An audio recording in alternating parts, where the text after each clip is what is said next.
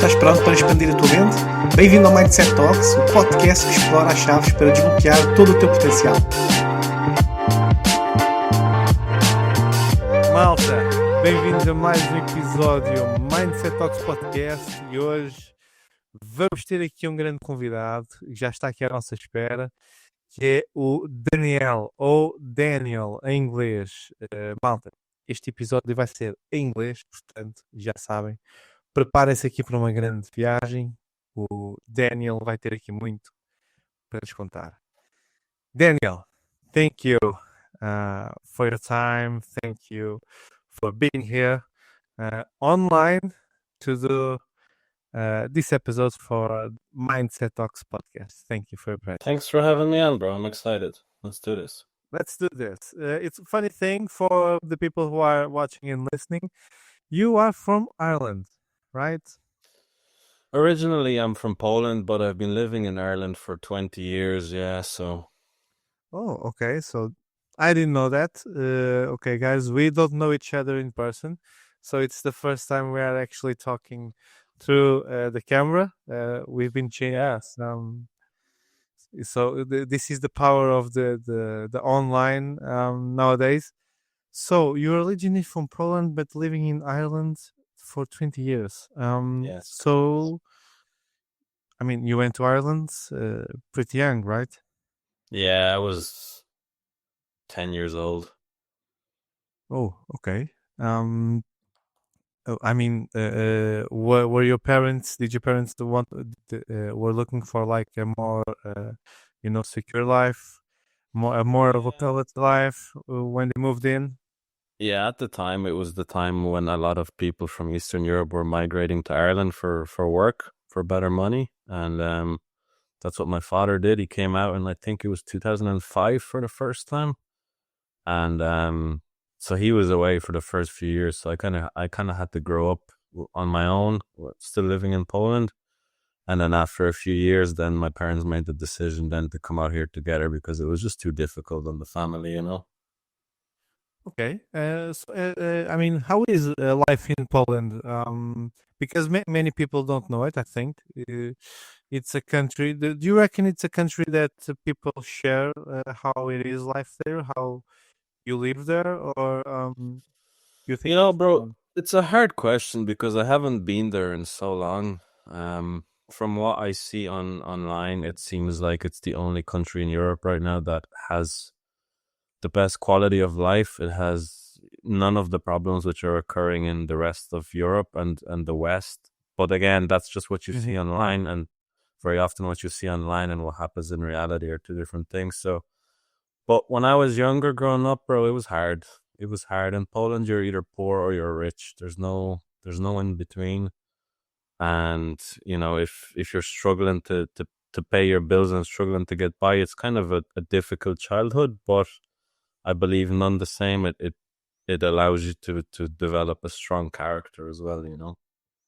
Yeah, I feel you. I get it because the viewers who are viewing this and listening, obviously, may be identifying themselves with this because in Portugal, I don't know about Ireland, but in Portugal, it has been a few years now that the so-called middle class it's slowly dying out because the economics, the inflation, the injustices that we are so tired up, fed up with. So I mean, yeah, I think it's similar. Maybe, I don't know. Yeah, and I think the same is happening across the board in every country you go to. You know, that's the one thing I learned when I was traveling is that there's no good place right now. Everyone is struggling. And the prices of everything are more or less the same.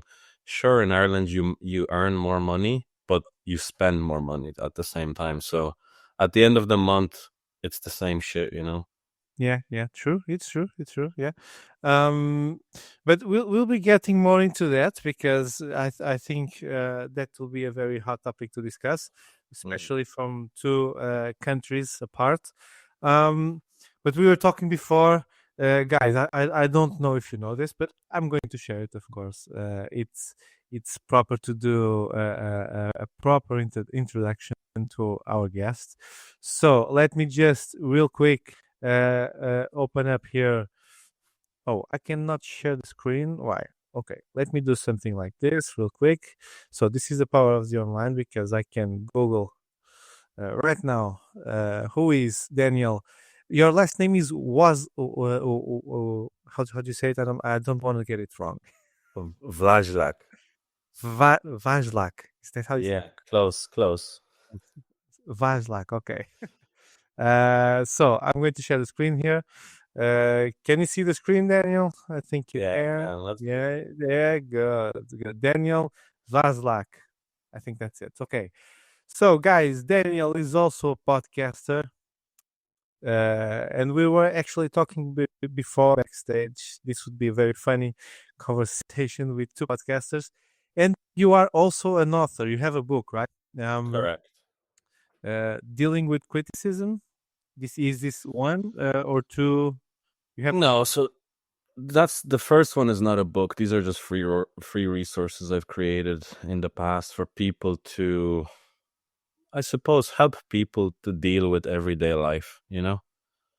Okay. And I feel like dealing with criticism is something that everyone struggles with, and if we can learn how to detach from what other people think about us, I think we can have a much more powerful and impactful life ourselves. So yeah, but the book that I wrote is called Be Our Voice, which is the thing that's just below where you are. Yeah, that's it. And that was just funny story that kind of happened by accident, you know. Oh, really? Yeah, I mean, when I was traveling, I kept a travel journal of all the things that happened. And one day I was in Iran and I was asking this girl if there's anything I could do to help them, because I felt very hopeless when I was experiencing the situation and the oppression that the people in the Middle East experience. And she said, just be our voice. And I said, okay, but what does that mean, you know? And then several months later, I was going through my journal and I thought, well, maybe if I expand on this a little bit, I could write a story from this, and then a next story, and then the next story, and then, you know, a year and a half later, there was a book there. So it just kind of happened naturally. So in a way, you were the voice of those people that you met through your journeys, and to share their stories. Yeah, bro. I tried to share my experiences and the things I learned from those people when I traveled, while also telling the truth of what the world looks like right now, because a lot of what we read on the internet is false. It's not real, and it's not how real life works. And then from there, bro, when I published the book, I kind of felt like there's more I could do. And that's then how the podcast started as well, and which is called The Voice Pod too. So Yeah, because that's actually so you have your Instagram here. Let me open it up. So the people also, guys, who many of you who are watching this on listening this on Spotify, on these parts of the podcast, you might want to go to the YouTube to see, because I'm going to share what we are seeing here. Okay, now this one, no, not this one. So let's show here the podcast, Daniel's podcast. Let me just, okay, so you can see the screen. You can, good. So you have the podcast here, but we're going to check up your Instagram so people know your Instagram. Oh, the link doesn't work. Okay, see. Maybe I've been banned already, bro. No, you haven't. So hold on. I have it open it up here. Maybe the link needs to be corrected. It's fine. I have the link here, and I'm about to show you guys. They don't want me saying the things I say, bro. No. You know, a funny thing is, I don't think so. Let me just stop here, okay, and go again. And here we go. We're good. I think, yeah, you can see it. Yeah, good. Yeah. So this is your Instagram, and you have your podcast also on your bio link. Is it on Spotify as well, right? Yeah, correct. Yeah. So this is some of the cuts of the podcast that you have here. Let's open up one for the people to see.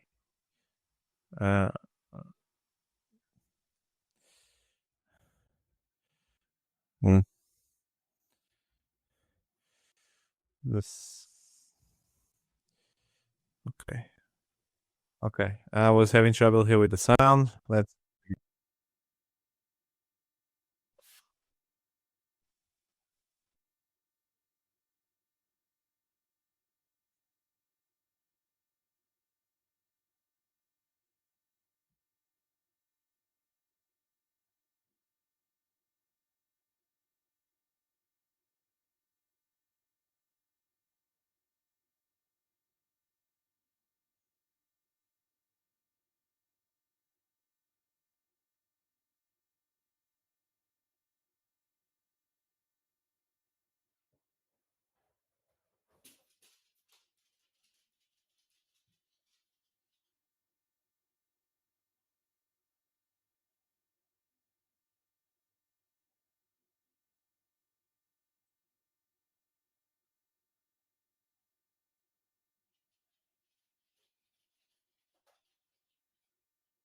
So you see, this is a very interesting topic.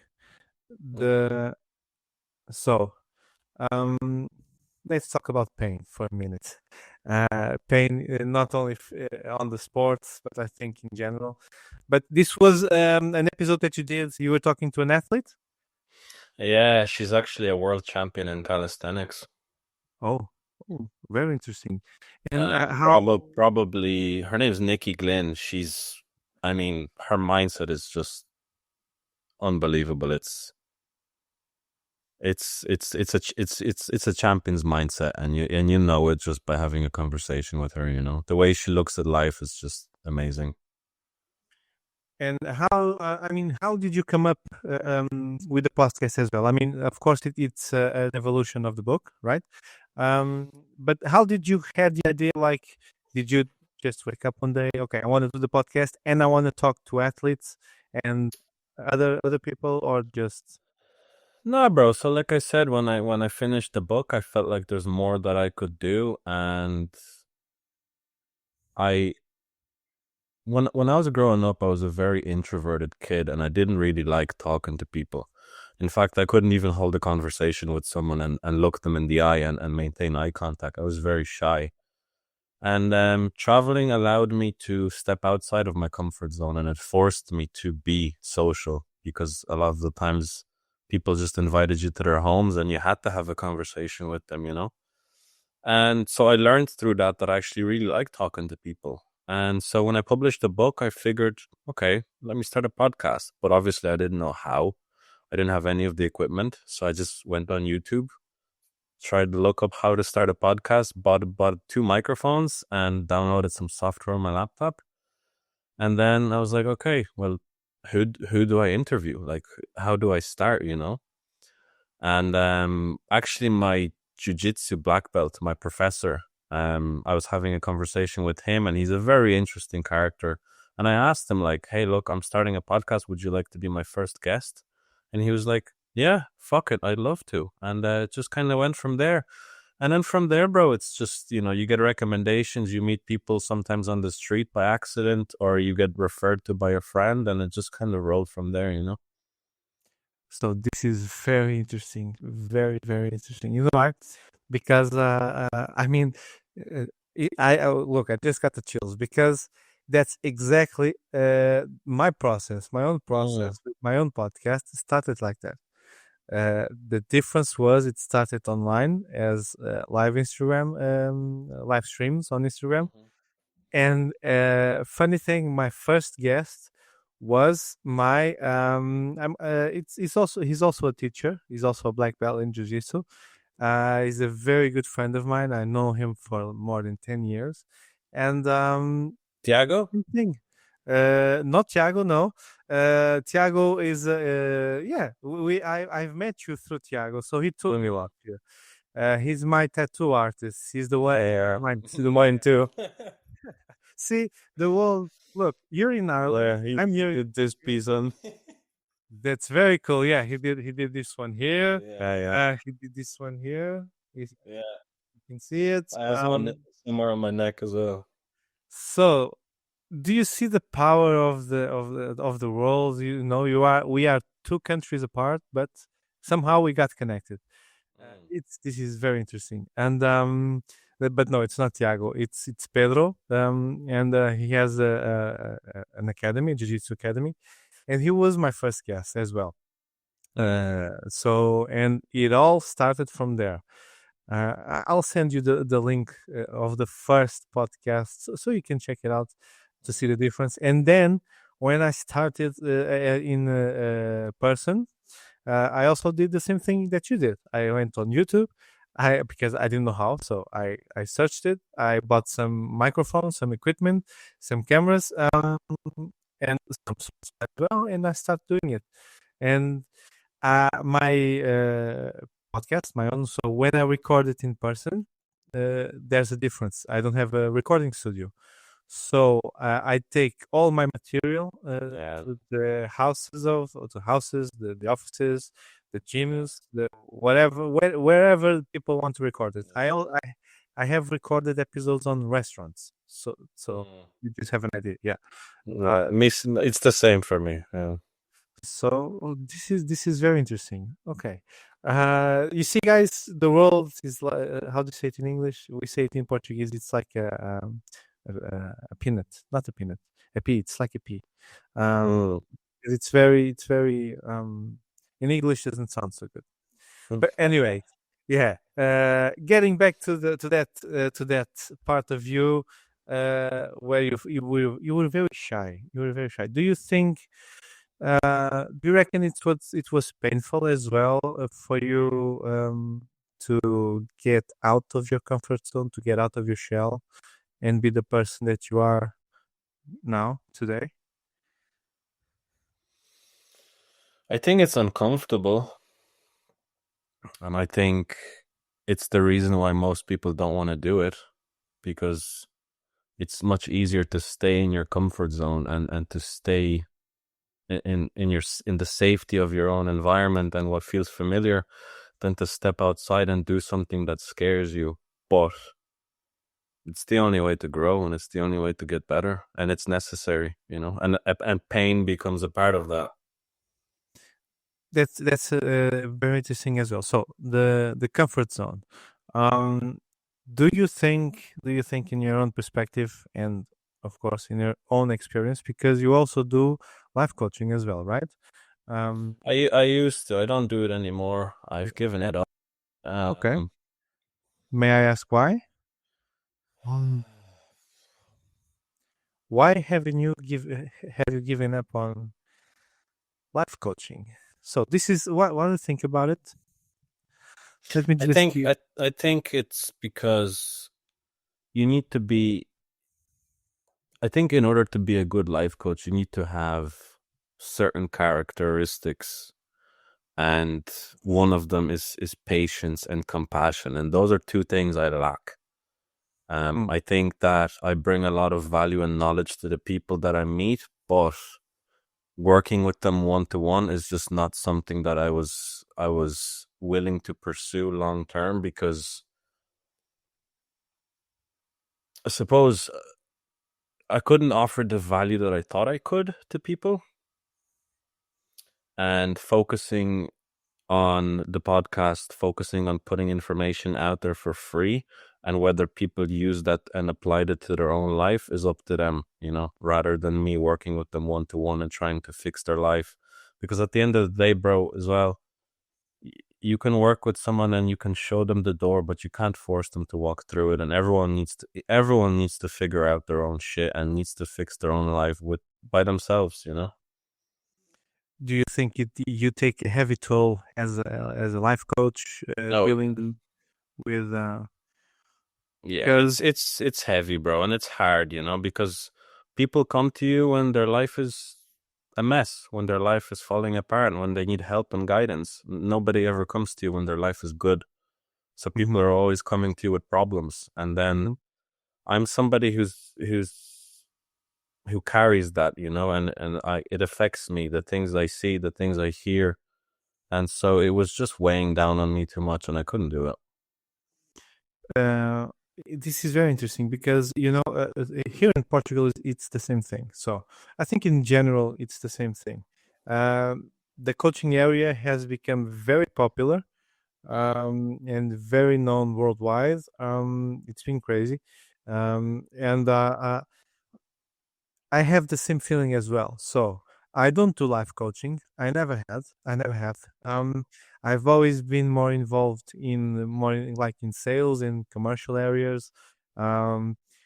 This side of me, this part of me, also, of course, in the therapy world as well. I'm a sports massage therapist for 10 years now.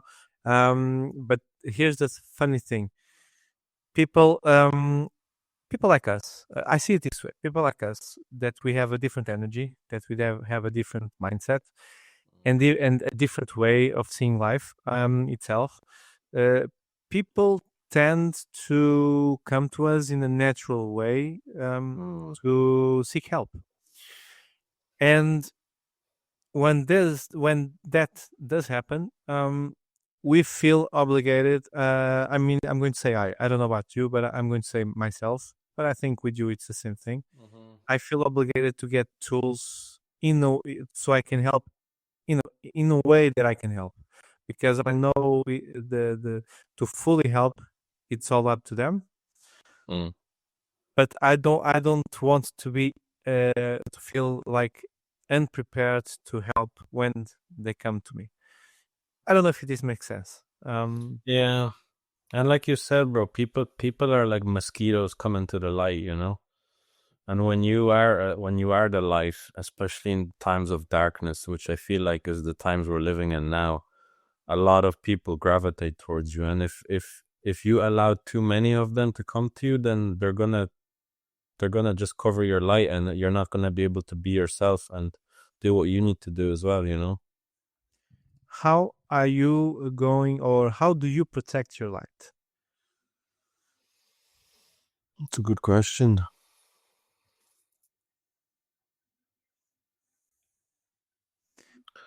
I think you have to establish boundaries and know when to say no to somebody. Know when to turn them away. Know when to walk away from somebody if they're a toxic relationship for you, for example. If your partner is, not the person that you feel like you should be with, don't be afraid to break up with them and walk away. If you're in a business with somebody who's not serving you, don't be afraid to walk away and do it on your own, And I think that's how, and it's other people, I feel like, that will try and take that light from you. So you have to create boundaries. Boundaries that nowadays it's more difficult for people to have. And I think boundaries are the one thing that people don't apply nowadays. Do you think that people are eager to help each other, regardless of the consequences? Because they want to matter, they want to feel like they matter? Yes and no. I think that most people want to matter, and they think that by helping other people, they will get the recognition that they deserve. But all you're doing there is you're helping someone else with the intention of receiving something in return, which is a very selfish act. I think the people that really do try and help are the ones that don't say they try and help. They just do it. They don't record themselves on Instagram giving a homeless person food and money. They just do it. They don't seek anything in return, Mm-hmm. Yeah. So that brings us to the one thing that you said earlier, that what you see and read on the internet is mostly a lie, because you have people recording themselves, helping other people, and then just posting it online. So I think Daniel, he has. Let's wait a bit. Maybe the connection is lost, frozen. Okay, let's. There you go. Back, you're back. I'm back, and you're back. Yeah, I don't know which end was it. So, Daniel. So this can be recorded. It's fine. You have a private chat here. I don't know if it's on your screen. Yeah. So it's a private chat. Whenever you feel the need to, doesn't show up on the recording. So we were talking about the people. So being a fault.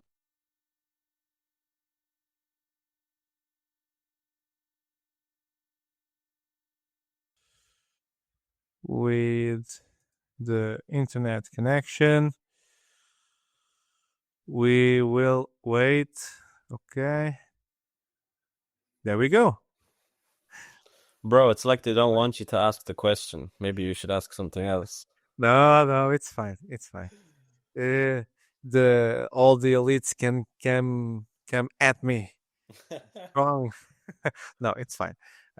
It's actually raining here. I don't know about on your side. Maybe the weather it's not helping. So funny thing, the internet nowadays, people show. Oh, let me take that off.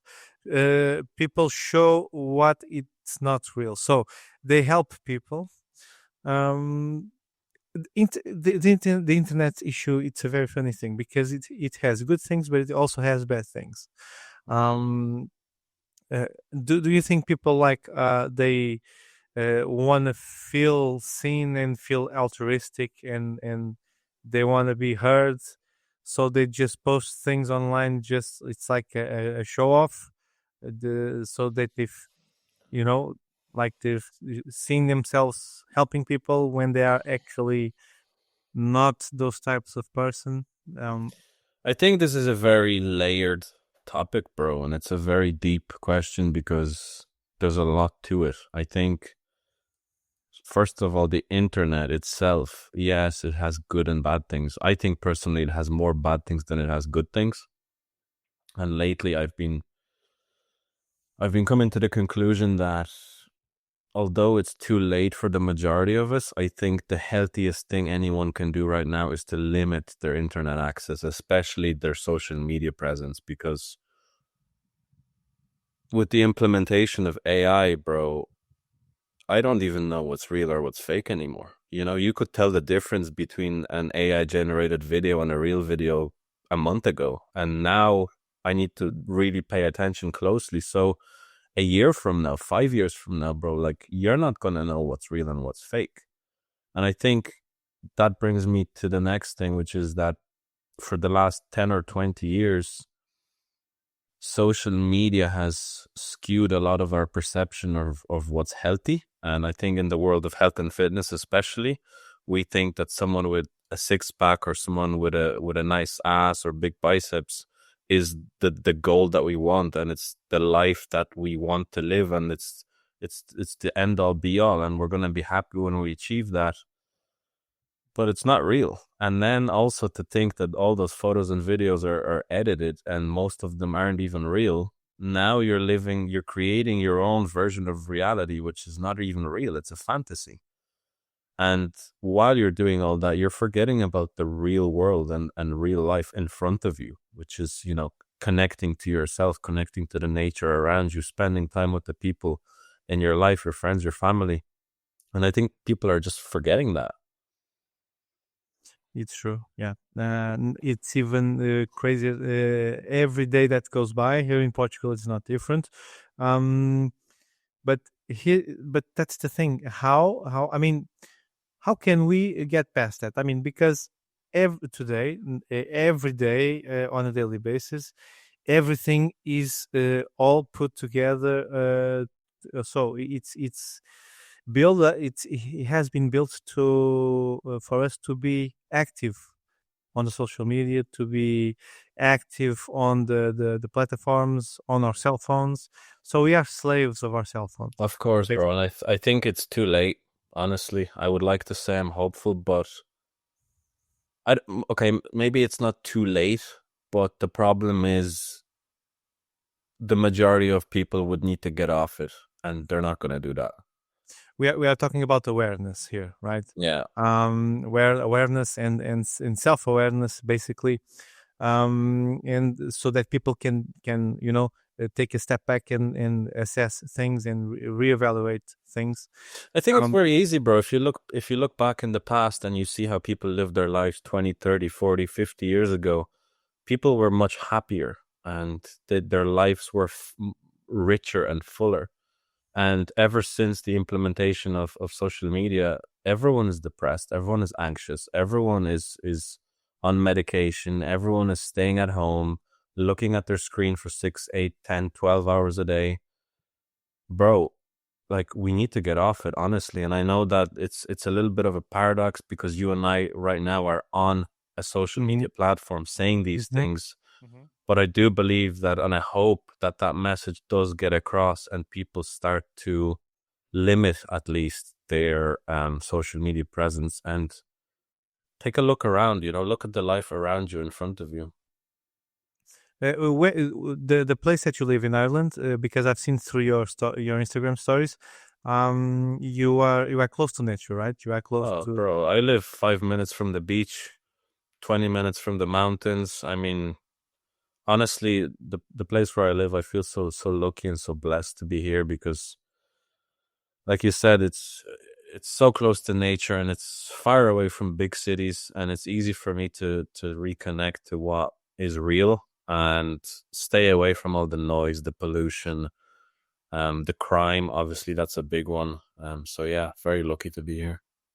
And that's the main question. Do you feel like the connection with nature itself, it brings you peace, it brings you happiness, it brings you that connection that you need? Of course, bro. I mean, have you ever gone camping for the weekend and then came home and felt anxious or sad? You always feel amazing. Yeah.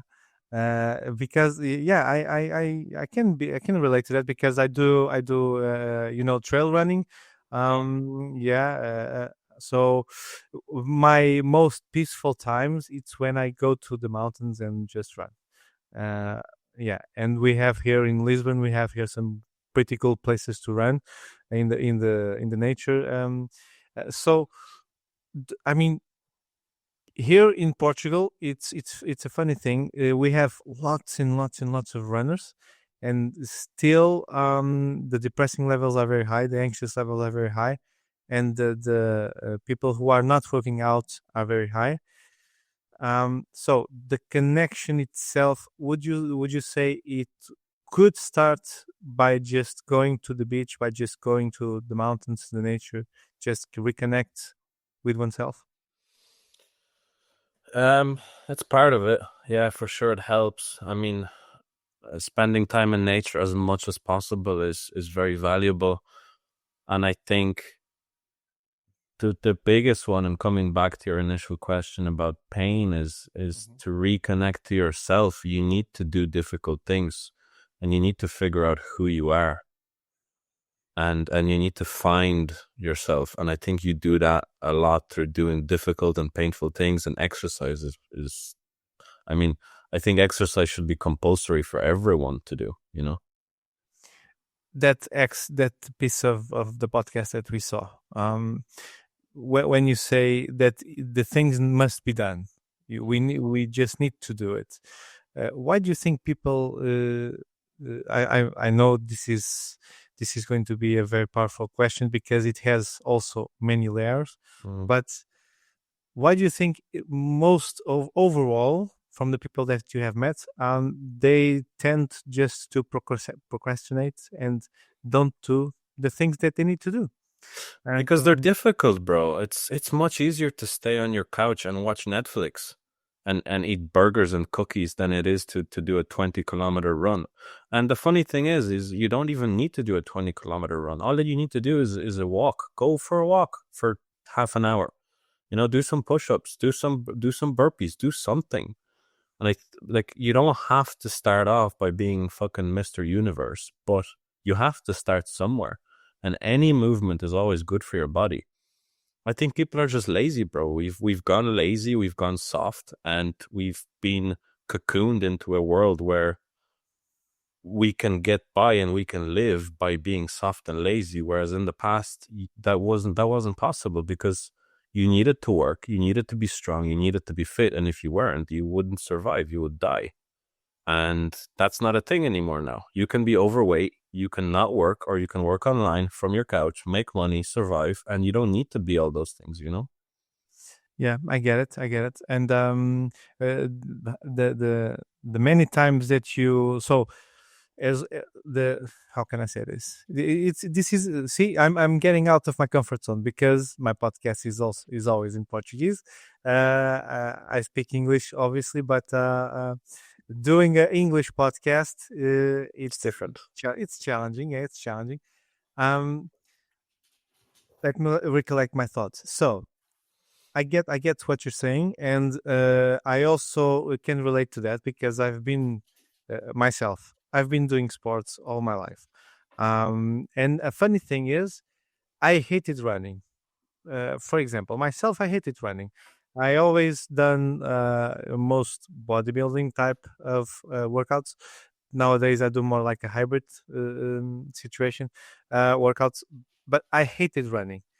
And the funny thing is, I forced myself running when I was on a stage of my life where I found myself completely out of shape. I stopped working out. My mind was not good. My spirit was not good. And by consequence, my body was not good. And I forced myself. And I also came. I've also been on the CrossFit world, where they run a lot. But I hated running. So, is it the transformation process inside of this mindset, of this mindfulness, that you need to be, again, self-aware of your challenges, and then just say on your head, like, fuck it, I need to do it. Let's just go for it. Yeah, bro. And I think, a lot of the people, such as David Goggins or Jocko Willing, will say this, that you should do something difficult every day, something that you don't want to do. Doesn't matter what it is, when you think about it, if the first thought that you have is, oh, fuck, I don't want to do this, that's exactly what you need to do. And in a way, it's almost like you're self-disciplining yourself. You are controlling your inner voice, that inner bitch that everyone has inside of them. And once you do that, once you conquer that voice, afterwards, you feel amazing, you feel incredible, and you feel like you can do anything that day. And what about you? How which type of tools do you use to control your own voice, your own bitchy voice, let's say, like that? I'm sure you have it, like many of us. Yeah, bro, we all do. Doing something difficult every day through physical exertion, whether that's jujitsu or lifting weights or going for a run or a cycle or getting into a nice bath or meditating, anything, bro, anything that you can do. Recently I think I've lost you. No, I have you. Yeah, no, I think it was me. So it's fine. You were saying? Go ahead. The jiu-jitsu. The things I do on a daily level are not extreme. And I do them in order to, number one, stay in shape, but number two, and most importantly, to keep my mind healthy and to feel okay within myself. Because if I don't work out, if I don't do something difficult every day, I don't feel good. I feel like I wasted that day, and I feel like I could have done something to improve myself and to better myself. So if I can just tick that box every day, then the rest is okay, And then I think on another level, I've done a few crazy challenges lately, which have allowed me to discover myself on a much deeper level. I don't think that those things are for everyone, but if you have the courage and the strength to do something really, really difficult, I suggest you do it, because it can be a very transformative and healing experience, you know. And I mean, if you can share, what was one of those challenges that you faced up now Yeah, recently? bro. So my first encounter with this was I climbed the height of Mount Everest on a Stairmaster. So I climbed 47,200 steps on the Stairmaster in the gym, which took me, I think it was just under 12 hours. Wow. Okay. And that was my first exposure to long-term pain, to self-discovery on a level which I've never experienced before. Because there comes a moment, bro, when your mind and your body just says, fuck this. I don't want to do this. Why are we doing this? Like, we could be at home watching Netflix, chilling. Why do we have to do this? Nobody's holding a gun to my head. And if you can tell yourself that you made a promise to yourself that you would do this and that you believe that you can achieve it, then just keep going, keep pushing. And throughout all of that, you learn that your mind is stronger than you think. Your body is stronger than you think, you know? You can achieve a lot more than you think. For me personally as well, there was a lot of moments throughout those 12 hours where I would say that my mind and my soul left my body. I wasn't really in control of what my body was doing. My body was just on autopilot, you know? It was just automatically climbing the stairs, but my mind drifted off somewhere else. And the best that I can describe it is I was a little 6-year-old boy locked up in a dark room with really tall walls and only the ceiling, like the scene in the Batman movie when he has to climb out the well. Yeah. And I had to figure out why I'm there and how do I get out of it. And in that moment, time stopped existing. You know, I would look at the clock of whenever I would come back into my body, I would look at the clock and an hour or 2 hours would have passed. And I was like, whoa, I don't remember the last 2 hours. I've just been somewhere else in my mind, you know?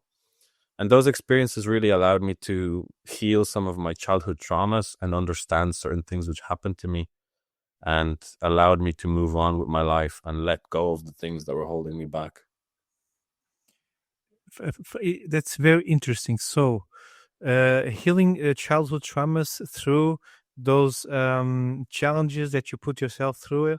I mean, do you reckon that those type of challenges do actually help dealing with those traumas, those situations? That I think so, bro. I think so. I don't want to say anything negative about people that go to therapy, but there's a lot of people that go to therapy for years and they still feel the same. Nothing has changed, and they keep going and they keep paying their money, talking about their problems, but not doing anything about it. And so maybe those people should think twice and think, okay, well, maybe there's something else that I could do. I'm not saying that my way is the correct way, but I do think that there's a lot of value in doing that, and I think you can learn a lot about yourself. I get where you're coming from. I feel you. I feel There's more tools than just talking. Yeah. I understand that, and for the viewers that are viewing this, for the community, and also listening, of course. This. I mean, we are like I say. I always say this in Portuguese. We are like suspects on the matter because I've been doing sports all my life, right? But I have never competed in a professional level. I've always done sports mainly and specially to deal with life, plain and simple. And I also had and still have a few childhood traumas as well. But that's the thing.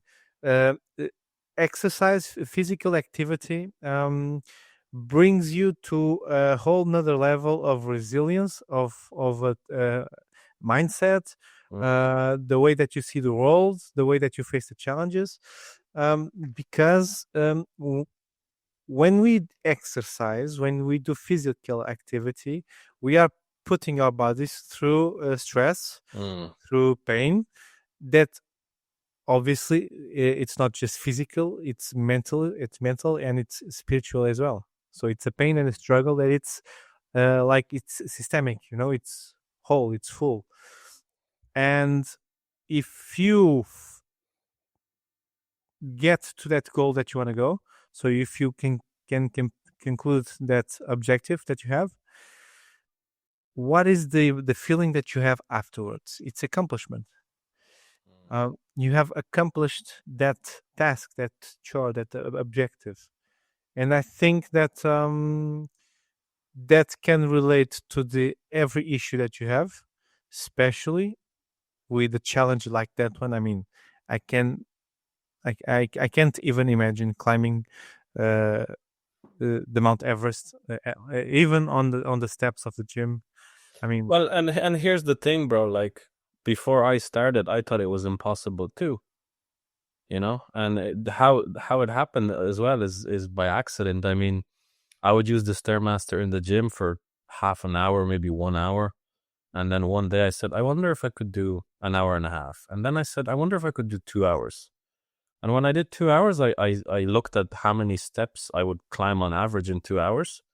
And then I went to ChatGPT and I said, okay, how many steps are there in the height of Mount Everest? And how long would it take me to do it on the Stairmaster at this speed?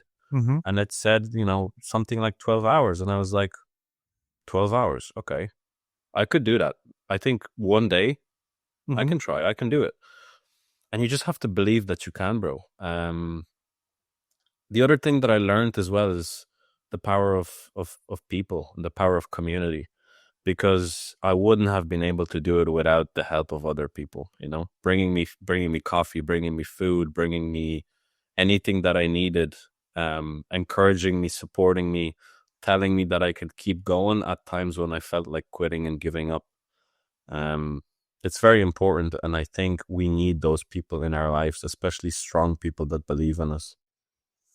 That is very important. So the environment that you have around you, the people that you have around you, it will tell you, it will shape whether you will actually be able to succeed on your path or just go down the hill, because we are influenced by it. Of course.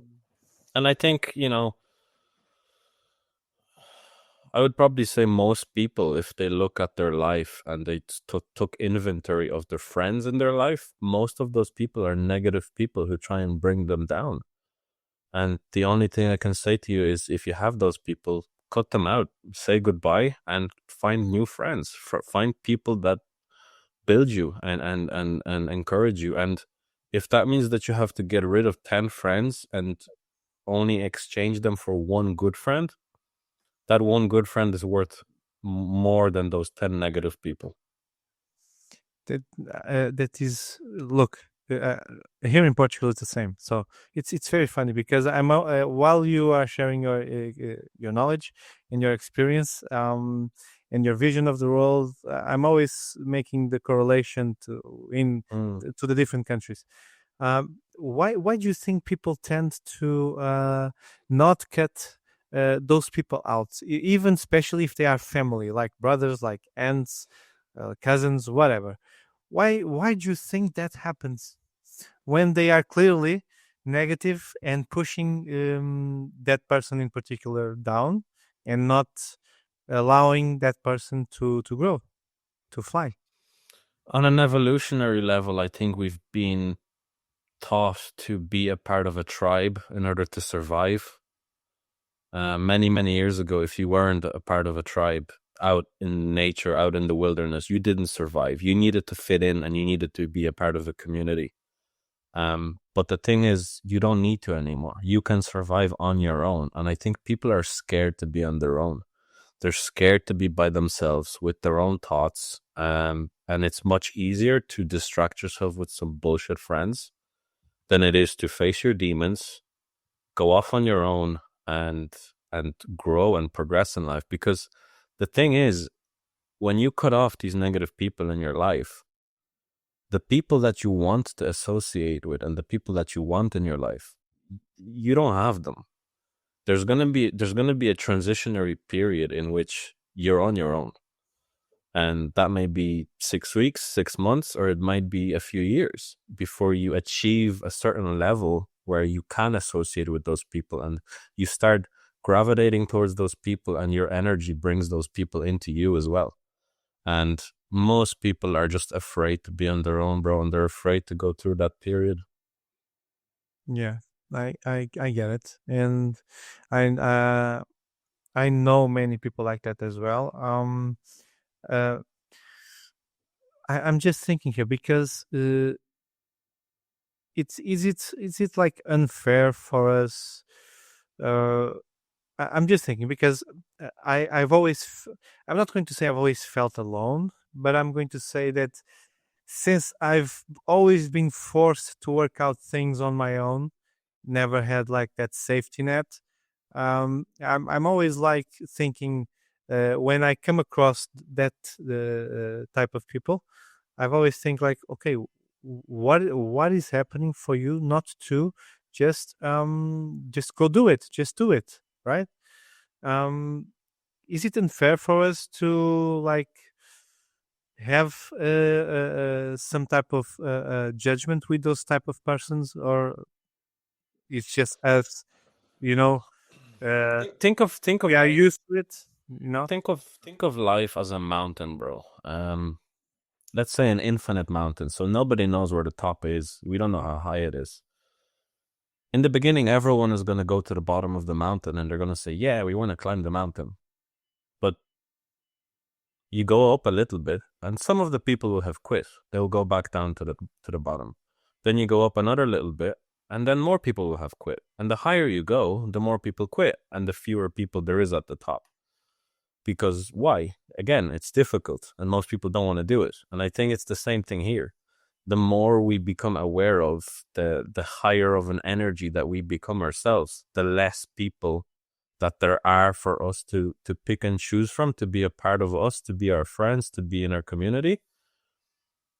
And that's just the price that you have to pay. And if you're comfortable being at the bottom and living your life at the very lowest echelon of human existence, then do that, you know. But if you want something more, if you want a better life, if you want to have a higher energy, if you want to have more money, if you want to be in better shape, if you want to have better friends, just know that it's going to be difficult and it's going to be lonely. And eventually those people will come into your life and it's going to make the suffering worth it. So in the end, it will be worth it. But I'm here thinking, do people tend to be very afraid of the judgmental part of the tribe, of the society, when we're trying to do something different? For sure, bro. Most people are afraid of what other people think. Yeah. And that is, in my opinion, in my experience, it's the number one reason why people don't do anything different with their life. Because they're scared of what someone else may think. But yeah. if you stop and think about that, I mean, who cares? Who gives a shit, bro? Like, it's your life. At the end of the day, it's your life. You're living through your lens. You're gonna die on your own, and how you live it is up to you, nobody else. So why do we care so much again about what other people think? And coming back to what I said earlier, I think it's just evolutionary, bro. We were scared to stand out in case that they would dispel us from the tribe, and then we would die off in the wilderness, you know? Yes. Yeah, it's true. We are always seeking our own tribe, our own community, and it's a painful process because we. This is just a personal opinion, of course. But I've seen this, and I've also done it. We tend to overlook our values and again our boundaries just to feel included, just to feel accepted, and just to be part of that community, of that tribe. But here's the thing: when you get that awareness and when you actually wake up and you start to feel like, wait a minute, I actually don't belong here. You have like a reality check on the matter, and you feel so overwhelmed, and you start to question everything and everybody. Mm. I don't know if this has ever happened to you, but I've been there. Yeah, for sure, bro. And lately as well, personally, I have been learning a lot about everything on a deeper level. And the problem with that is the more you know, the more you wish you knew less. I think knowledge is power, but ignorance is bliss. And sometimes the more we know, the less of an enjoyable experience I think we can have in this life. And that's a whole other conversation and a topic, but it's the choice you make and it's the price you pay. If you want to know the truth behind your existence, behind your life, behind why everything works and how it works and why things are the way they are, well then that's just what's going to happen, you know. Are you having are you having a process where you are questioning yourself, what is the meaning of life? What is the purpose of life? Are you on that process right now? I was in that process about 6 months ago, bro. I think that the meaning of life and the purpose of life is us. We are the purpose. Everything that we do is it. There's nothing more to it. I don't think we need to achieve anything. Our only reason to be here is to be here and to experience life as best as we can, to have as much fun as we can, to meet people, to eat great food, to travel, to learn new things, to make mistakes, to learn some lessons. And at the end of the day, bro, it's to have children and to procreate and to continue the cycle of life. And there's nothing more to it, bro. But that's a funny thing, isn't it? And that's very interesting that you are saying that the way that you said, because I've been questioning myself more and more and more. Why do we feel the need to search that path of knowledge, but not just knowledge? To do what we do. Why do we have a podcast? Why do we write books? Why do we tend to seek other people that we can help? Why do we do what we do, and why do we we have the struggles, we have the battles, we have the pain, the process, but why do we do it when in the end we are all going to die? It won't, maybe it won't matter in 100 years from now. And just like you said, the cycle of life, it's this. So we are here, we procreate, we pass along our genes, and society still moves forward. We won't be here in 100 years from now. So why do we have this urge to just keep doing it?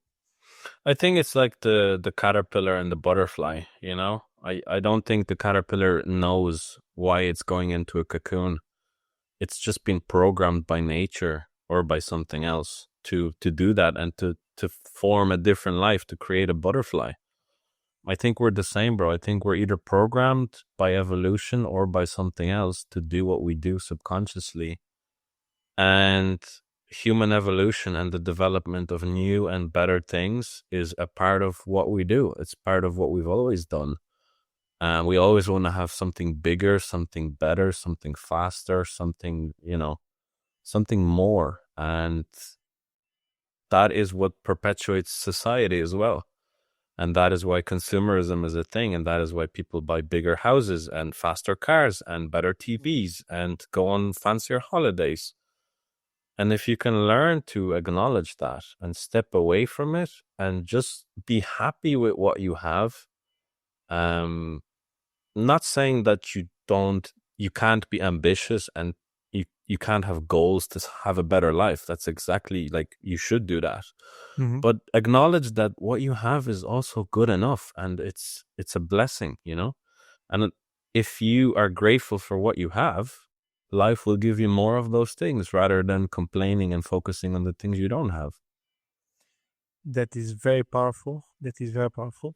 And it's also very true because we tend to compare ourselves to others, right? Yeah. So we live even now more nowadays, we live a reality that we compare ourselves to each other, and again, social media hasn't helped at all with that. No. Social media is a problem with that. And again, going back to the physical activity, to the sports reality, the six-pack reality, so many people compare themselves on the social media. I mean, even myself sometimes when I'm checking out the competition, which I have to see what's happening, I tend to have that intrusive thoughts of okay, this person is doing that, this person is having this person is going there, and I'm like, why haven't I been able to reach this yet? And I need to just stop immediately because I know my brain is going to start rumbling. Yeah, bro, I used to do the same, and you know what helped me? It was a quote that somebody had told me. Everyone wants the prize, but nobody wants to pay the price. Mm-hmm. And I think what we see on social media is the prize, but we don't know what was the price for those people to achieve that. And I think once you learn that, and you learn that, okay, what do I want? I want, for example, a Ferrari, okay? Okay, well, what do I need to achieve this goal? Well, I'm gonna need a lot of money. Okay, how do I get this money? Do I have a job? Yes. Okay, well, can I achieve this goal within my job? Yes. Okay, but how? Well, you're gonna have to work 100 hours per week. You're gonna have to work 7 days a week.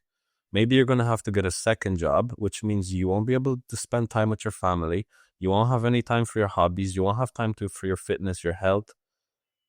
Okay, do I want that Ferrari? Do I still want to pay that price? No, I don't. Okay, well, then I don't want a Ferrari. And that's a very quick conversation that you can have with yourself. And if whatever that can be, you can see somebody on social media and they have a great body and you think, oh, I want that body.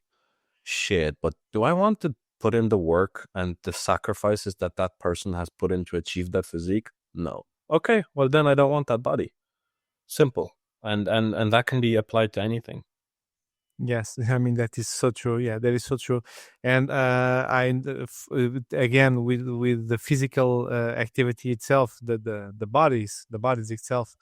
I mean, like you, I do sports, and I know many people of the bodybuilding world, and we all know that when they go to the magazines and to the Instagram accounts and whatnot, so the photos and the videos, they are all edited, but of course the process is there. And it's a very high demanding role. Many people want, for instance, those bodies, but they don't want to put a process. So this brings us back to the pain itself. The pain itself, I mean, for instance, I had a client here a few weeks back to do a therapy session, a sports massage session with me, and in the middle of the session, she started crying, and that is very normal. I'm just going to say it right now. It's very normal because the body accumulates emotions. There are pressure points in the body that helps release those emotions. But I also use therapy, sound therapy sessions. So I have specific sounds to use in my sessions to also help in that process.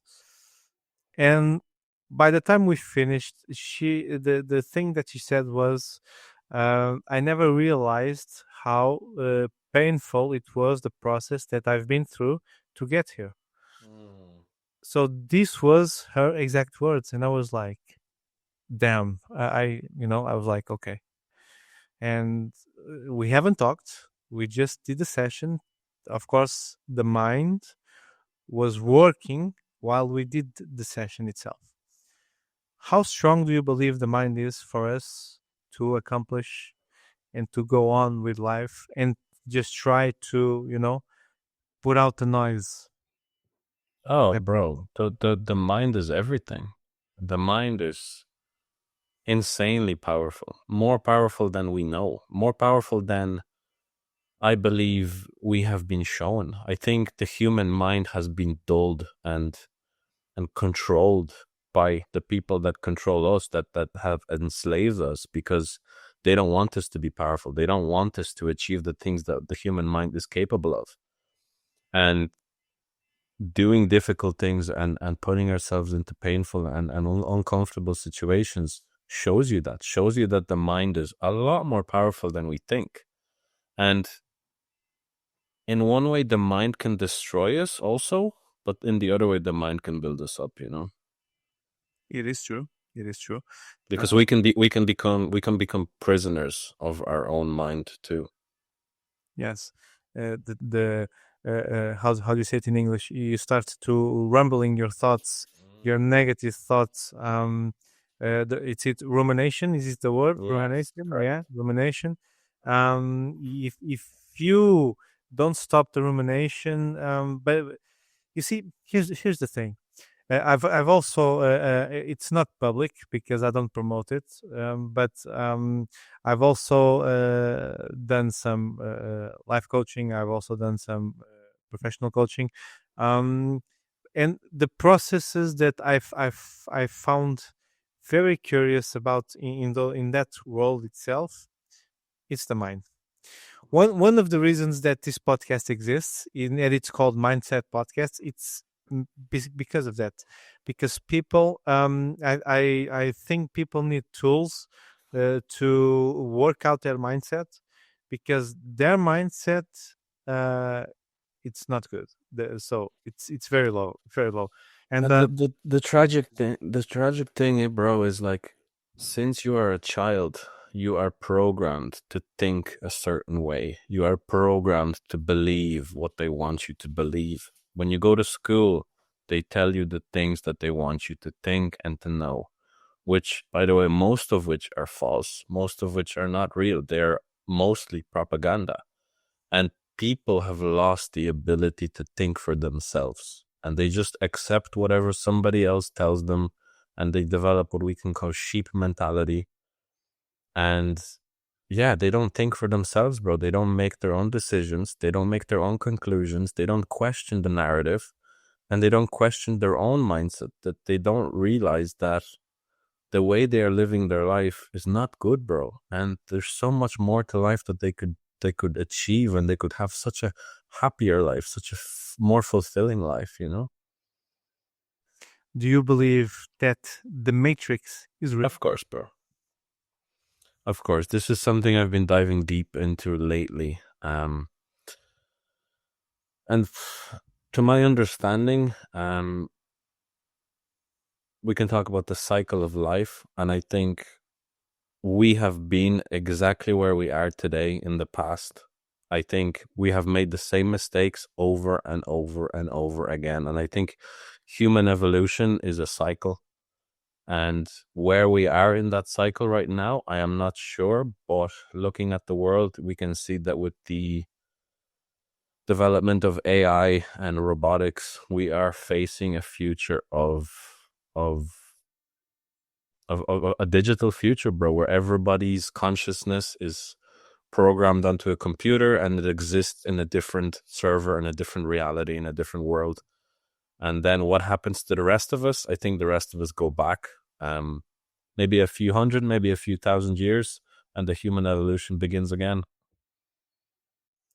So it's all a start and a finishing point, and reset. Yeah, and I think we are the ones, we always question who controls the Matrix. I think we do. I think we're the ones that created the Matrix, enslaved ourselves in the Matrix, and we don't know how to escape it, because we're like the caterpillar with the butterfly, bro. It's just what we do. So we're on the loop. Yeah. Interesting. Yeah. it's very interesting because if we take a step back and assess things and evaluate things, I mean, I've read some theories. Okay, we are getting into these topics. I like these topics. They're very good. I've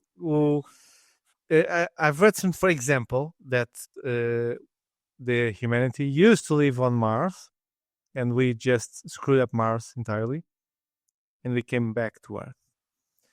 Have you read about this? No, bro, but what I will say is that I don't believe that we have been to any different planets other than Earth. Okay. I don't think we have the knowledge and the ability as a human species to travel that far.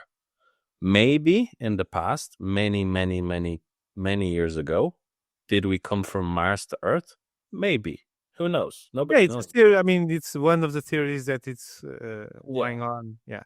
But I don't think that within our civilization as we know it, I don't think we've ever left Earth. I mean, this brings a whole new different, questions, and because it brings us back, like for instance, the moon traveling, right? The moon landing and whatnot. There's all these series that they are fake, and it's all staged. But I mean, in the end, how can we be sure, that we are actually living in a matrix, that it's actually it's controlled and it's programmed, and we have all these elites controlling the role in our lives.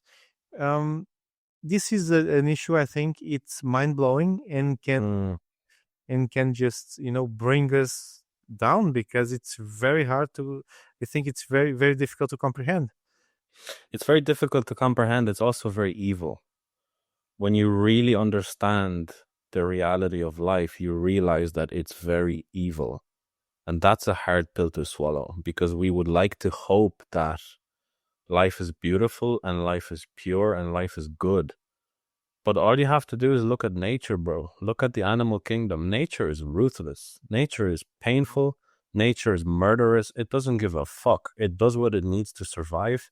And humans are the same, bro. And we will do whatever it takes, especially when you involve greed, money, control, power. People will do whatever it takes to be at the top. And if that means at the expense of other people's lives, health, and happiness, then they will do that. Yeah. I totally relate to that, and I'm sure. Did you have any? I've had plenty, of course, but did you have any experience on that matter, like where you felt like you were put aside because of some group? I know, at work, at life, where you felt like you were being outcasted. All my life, bro. All my life. Since I've been a child, I've always been outcast. I've never been a part of the group, part of the majority.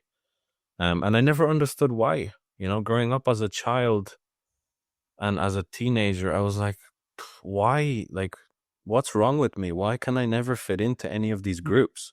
But now growing up and realizing that the majority of people are sheep, I don't fit in. It's just not who I am, because I have a free mind and I think for myself, and most people don't like that. Most people don't like the things I say because it questions their narrative and it's uncomfortable. I trigger a lot of people with the things I say. And in my own personal life, the people that are close to me are people that love me for who I am, and they understand me for who I am. And they know that as a result of being my friend or my partner or whatever, I'm going to trigger you. I'm going to probably make you upset, but you're going to grow and you're going to become better. How do you, what tools, or how do you process those energies, knowing, having that consciousness that you don't fit in, you are the outcast, but but at the same time, that you are a being of light, and you are here probably to bring that light to the world, despite of the negative and the evil that is around us, because that's the way I see you right now. How do you process that, and how do you can be at least I will say maybe at peace with that your own reality? Just accept. 2 words that my best friend from Portugal actually taught me many years ago. And it's a concept that took me a while to understand and to implement into my life, because a lot of things that happen, not to us, but I will say for us, happen for a reason. And sometimes we may never understand that reason, but if we can just accept and understand that it's happening for a reason, whether we like it or not, it allows us to move forward with our life. And I think, like you said, being the light and having that responsibility, it's a heavy burden. And for many people, I'm sure it's a burden that they never asked for.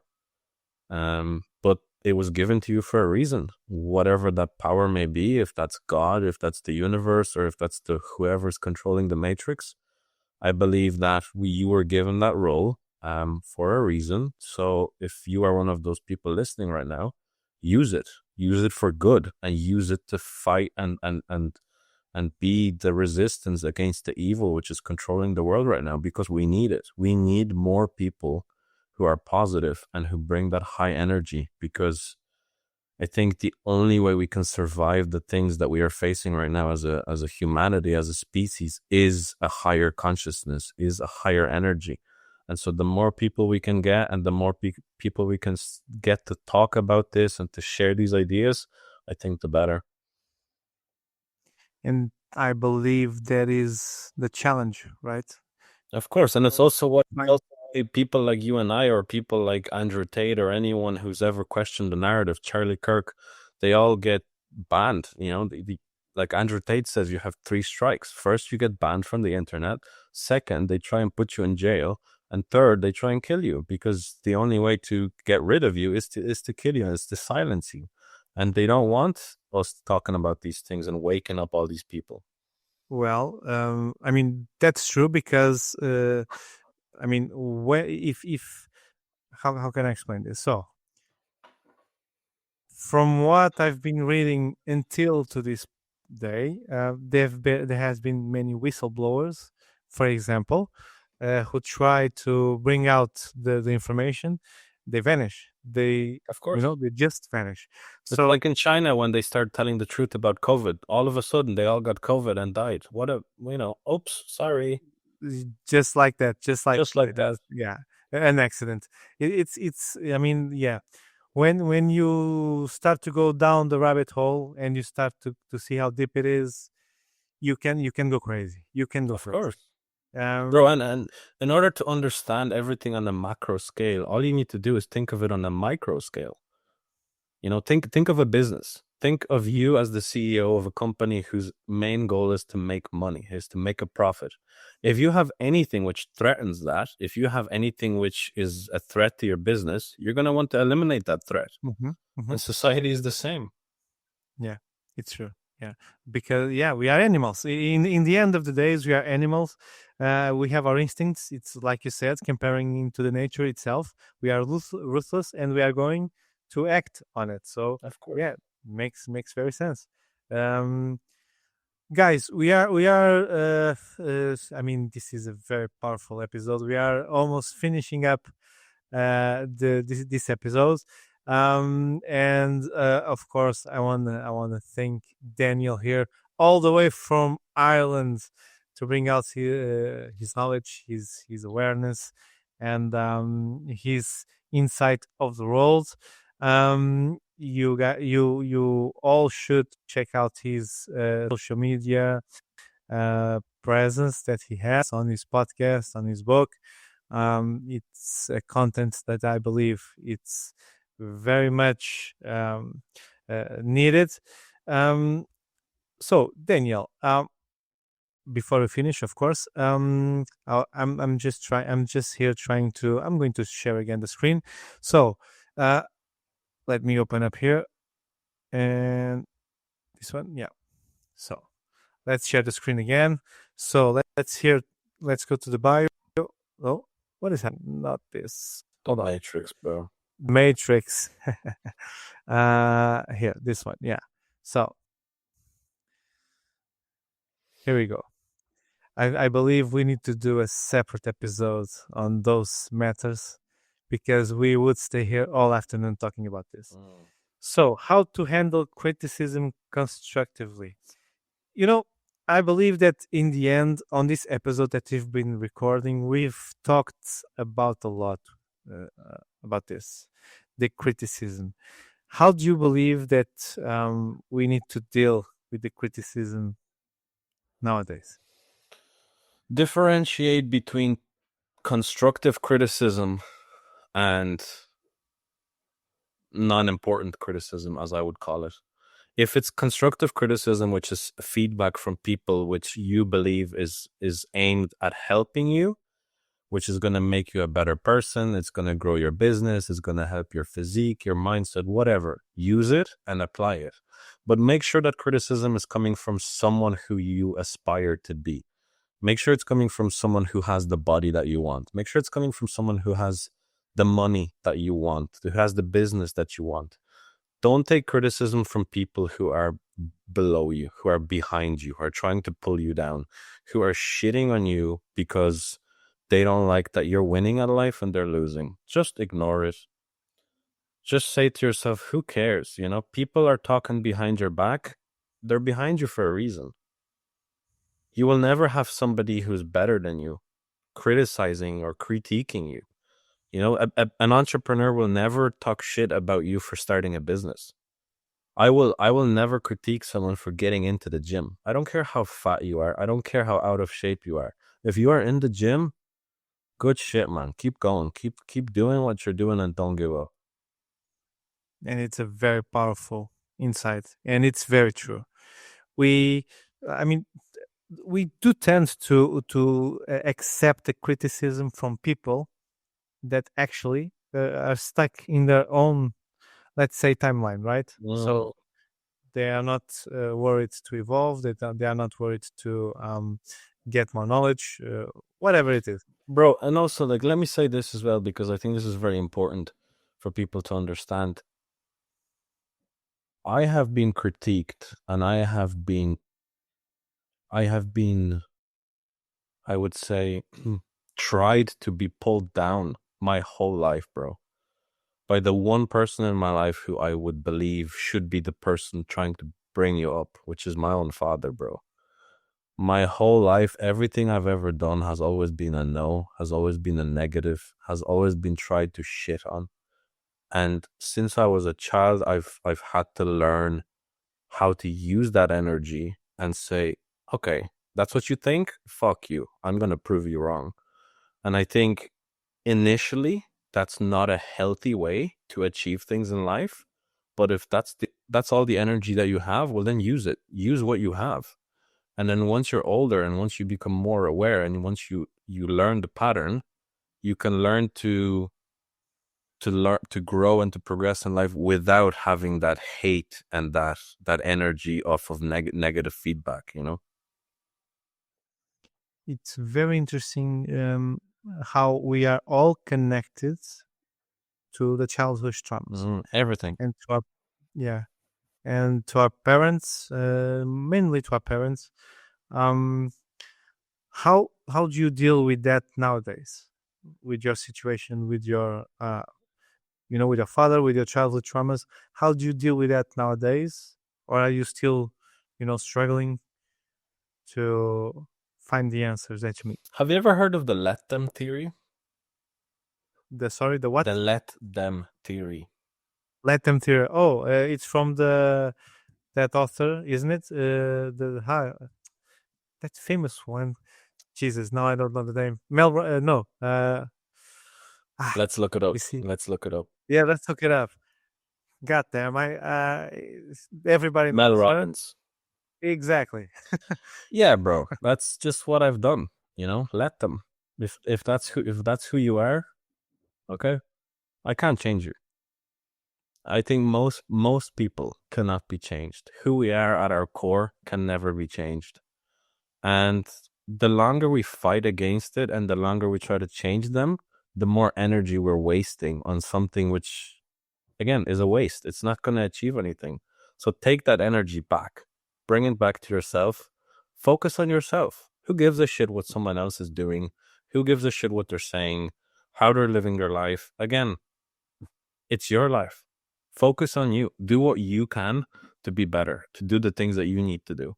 Don't worry about other people. Mm-hmm. And here's also an interesting thought. One of my mentors said, many years ago, that he said, mainly for the fathers and the mothers, we have those childhood traumas because our parents probably didn't know better, and they only had the tools that they had at the time. So that's why they acted the way they acted, because they didn't have the tools that, for instance, we have nowadays. Now that's a very good topic you bring up. Yeah, because this brings a whole new other perspective, right? So when we talk about childhood traumas and the resentment that we have with our parents for the way that they brought us up, we usually tend to be very emotional about it, and we don't stop to analyze it. And it's normal because it's us. We are talking about us. But if we take a step back, it's a very different role, right? I mean, I don't know how old are you, Daniel? 29. 29. Oh, really? Okay. So we are exactly 10 years apart. Okay. Funny. So when, for instance, when I was 20, 18, 16, you wouldn't have like this, personal development topics.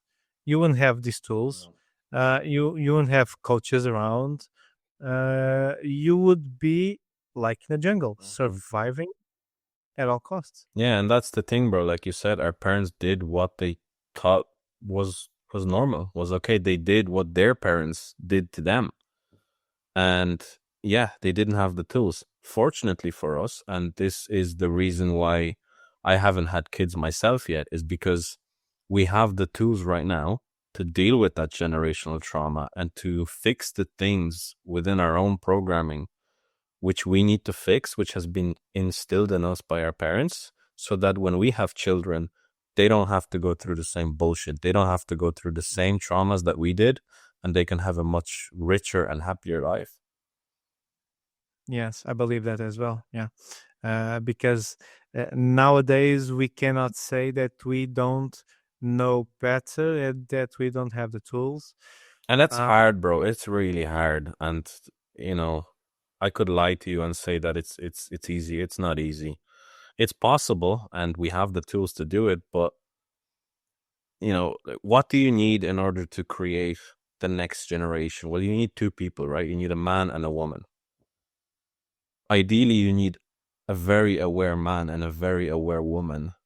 You also need two people who have done the work or are doing the work, are working through their own generational trauma, are on the same page of how they're going to raise their children. And that takes work and it takes time. And it might take a lot of failed relationships. Something which, I've only realized in the last year is that for my whole life, I've always attracted the same type of a woman with the same behaviors, with the same patterns. And I thought initially that I'm so unlucky. I'm always having the same experience, just with a different person. But then I thought, okay, why? Why am I having the same experience? Why am I attracting this type of female into my life? Figure that out, figure out the why, work through it, realize what you need to change within your own self, within your own behavior. And when those people then come into your life, you say, no, I don't want you. I don't need you. You don't align with what I want and what I deserve, because I'm on my path, on my journey to meet the person that I believe I deserve to be with. And once you find that person, bro, you learn again through each other that, oh, okay, I've worked on a lot of things, but there are also some things in my own behavior that I still need to change. If that person values and respects you, they will say, okay, I'm here. I'm going to tell you and I'm going to guide you because I can see through your bullshit and I'm going to show you, I'm going to hold the mirror up to you that you need to change this because you deserve to be better, because I know that you can be better. If you can find a woman or a man like that does that for you, and you do that for each other, bro, then once you have a kid and you instill those values in the next generation, I think that's how we formed, the generation of strong people, which is going to succeed the bullshit that we live in right now. But is the scale uneven, unbalanced on that matter?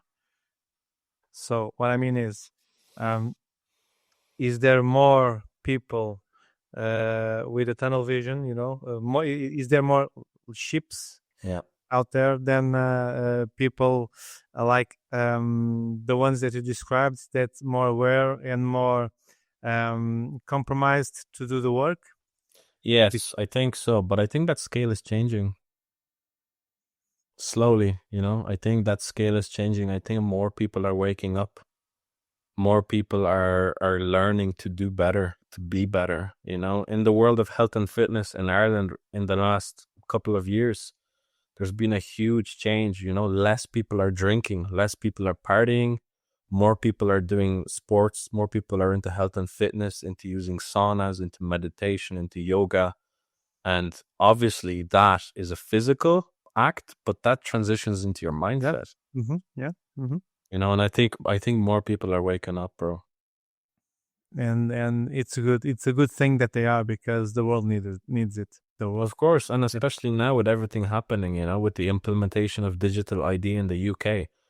Bro, this is, if people don't wake up, if they don't say no to this, we are really fucked.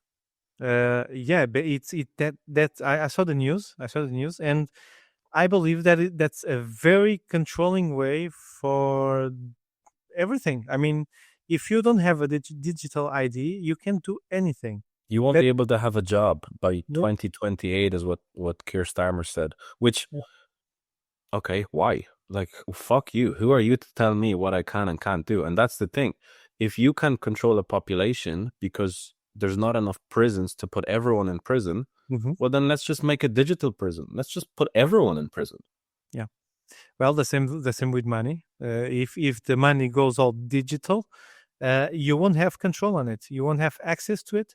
If the governments decide to for you to not have control over it, I mean, for instance, we have. I don't know if you heard the news when here in Portugal there was the blackout, the power blackout. No.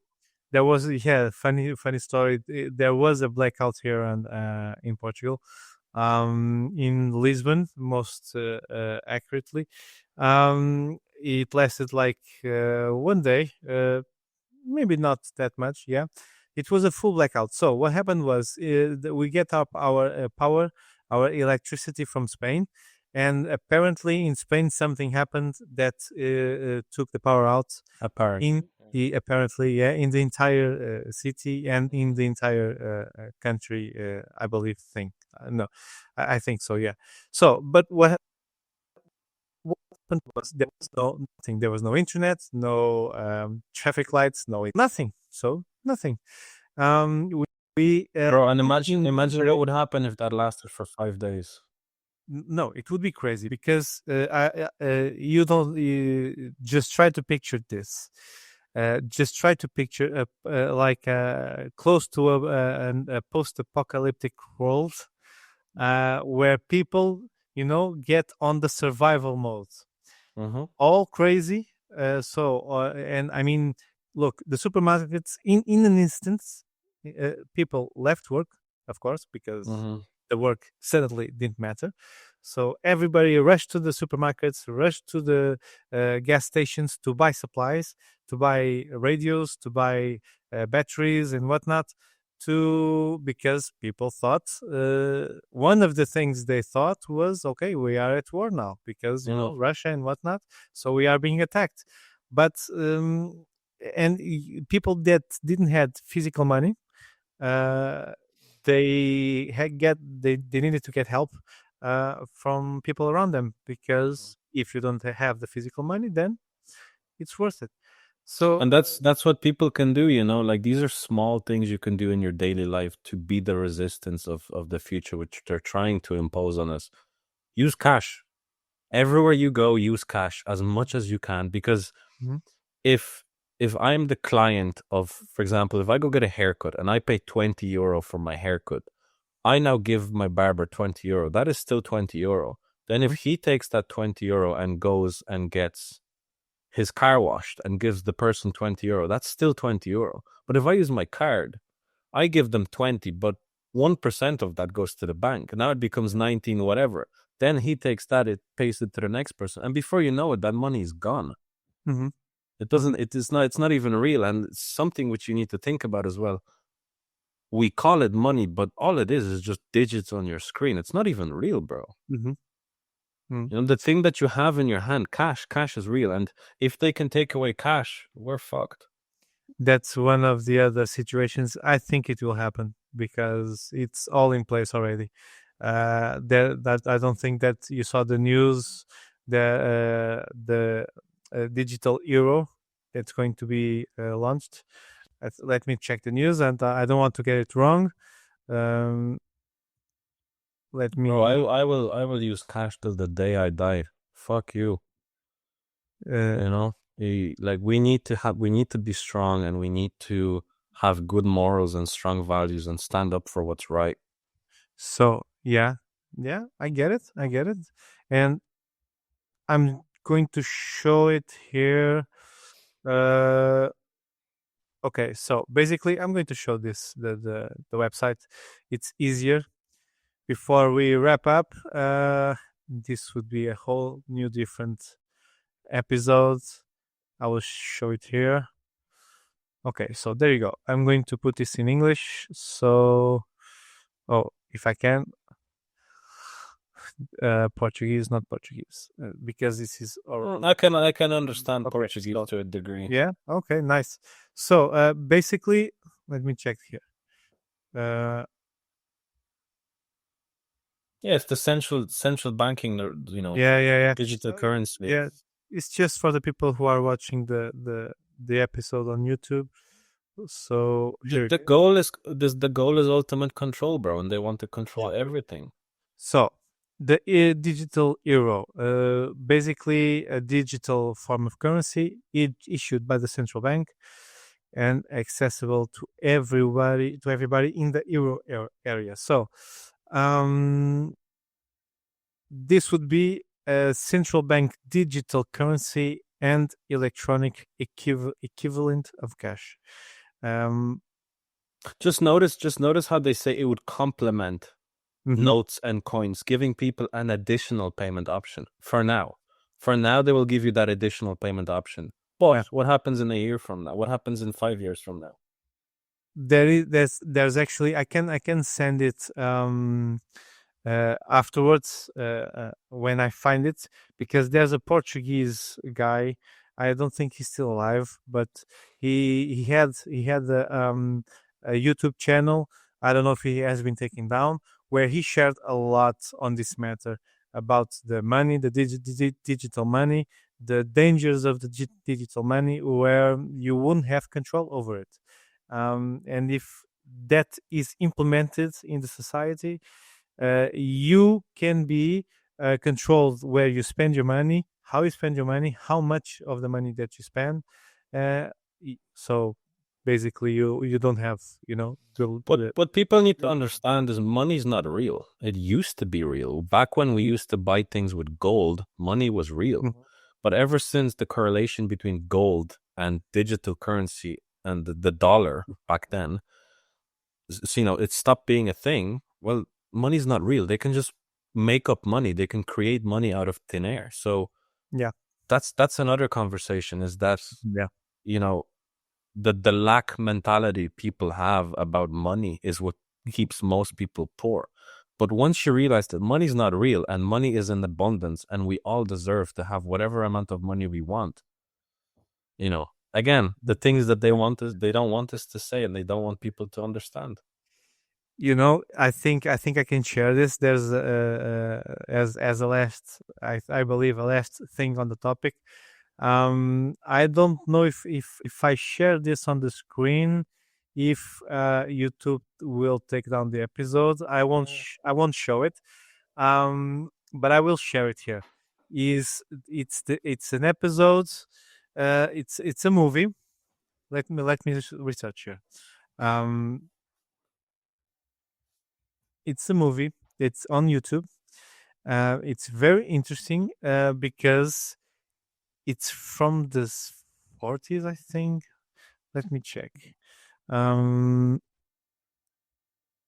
Okay, it will take me some time. I will send it to you later. It's a movie. It's on YouTube. It's black and white. It has actually a bodybuilder on it as the main character. Where the movie, it's in America, it's in New York, and where basically it's a movie where you will have a special glasses, and those special glasses, when you put on those glasses, you see the real world, and when you take off the glasses, you see the fake world. So basically, the real world is the all the capitalism, all the consumption, all the money, all the robotization, let's say like that. All the programming. It's very, it's a very good movie. I will send it to you. I'll just need to Google it. And that's another interesting thing as well. When you look at movies from the past, we would then say, "Oh, well, that's cool. That's a cool idea. That's some cool science fiction shit." But now, 20, 30 years later, that's our reality. So that's just a part of your programming again from when you were a little kid. You were watching movies on the TV. It just became a normal thing, and then once it becomes a reality, it's not that much of a shock. It's not a surprise to us, Yeah, it is true. Man, it was a very good episode, a very good time here. Thank you very much for your time and for your insights of the world, and of course for your work. I usually finish off the episode with a message from the guest. Do you want to leave a message here for anybody out there who's watching the episode and listening to the episode?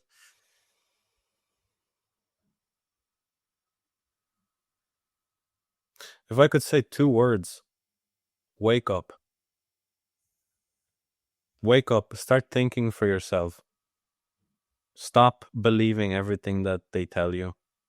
And start thinking for yourself. Remember what matters. Remember who is important in your life. And the things that they tell you are important or not. The amount of money that you have in your bank account is not important. The car that you drive is not important. What matters is your health, your well-being, your friends, your family, the love in your life, and the experiences that you share with those people. That's all we can do, bro, is have the best experience that we can while we're here, because it's going to be gone just like that. That is very true. And that is one of the reasons I did this one here. I have it on my Instagram because we are all going to die, and we need to, if you want to matter, I think that is the way to matter. Yeah, I believe so. What I have on my arm, bro, it says you will never know the value of a moment until it becomes a memory. That is also very powerful. Yeah, bro, also very thank you so much for having me on. It's been thank you very much. So guys, check out social media, Daniel's social media. I will leave all of the links on the notes of the podcast. So check it out, reach to him if you need to. And Daniel, I will leave the challenge here. I will be in Ireland on vacations very soon, and we will have I won't say podcast. We'll see, but we'll. Yeah, let me know. We'd love to make it happen. Guys, thank you so much for being on that side. Daniel, thank you so much. It was a pleasure. And I hope that our episode helped somebody out there. I'm sure it has. Now in Portuguese. Malta, obrigado por estarem desse lado. Obrigado por apoiarem aqui o projeto. Mais uma vez, já sabem, se tiverem histórias para partilhar, vai passar o e-mail em rodapé. e enviem-nos a vossa história para partilharmos a vossa história ao mundo. Um abraço a todos, obrigado por estarem presentes e até o próximo episódio Mindset Talks Podcast. Daniel, thank you so much. I'll see you soon.